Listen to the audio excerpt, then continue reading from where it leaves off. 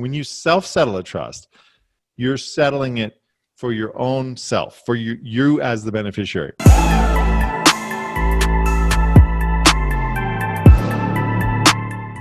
And there's something interesting I've never come across, and I'm hoping that you can go into depth about, and that's the Self Settled Spendthrift Trust. I have never heard such a thing. So let's take a step back, because some people don't have trust. Some people have, and so why don't you define to us how important it is to have a trust, or define to us what a trust is for those who may not even have come across it. We've heard of them.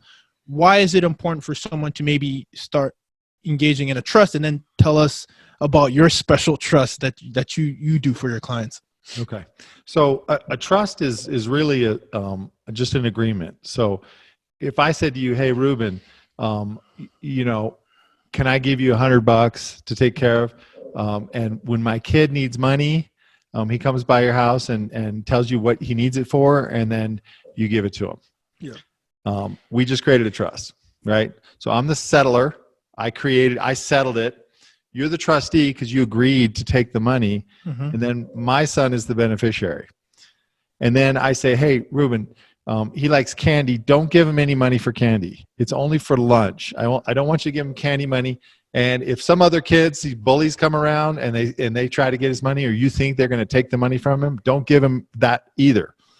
In fact, if you have to, go buy his lunch for him and make sure he only uses it for lunch. Those provisions, those things that I ask you to do for my son to make sure that he doesn't get bullied and the money taken from him, those are called spendthrift provisions. So there are conditions under which you, the trustee, are allowed to give the beneficiary the money or use the money for the benefit of the beneficiary. So that's a trust. That's it. So when you self-settle a trust, you're settling it for your own self, for you as the beneficiary. So that's what a self-settled trust is. Interesting. Usually you hear trusts, they're settled for your son, your kids, your grandkids. Grandparents make a trust for their grandkids to go to college or whatever. But in this case, we're settling it so Ruben is the trust settler.